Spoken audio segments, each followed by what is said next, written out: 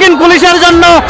দেখতে পাচ্ছেন এখানে ভিড়কে কন্ট্রোল করা পুলিশের নাগালের বাইরে। আপনারা দেখতে পাচ্ছেন ধর্মনগর থানাতে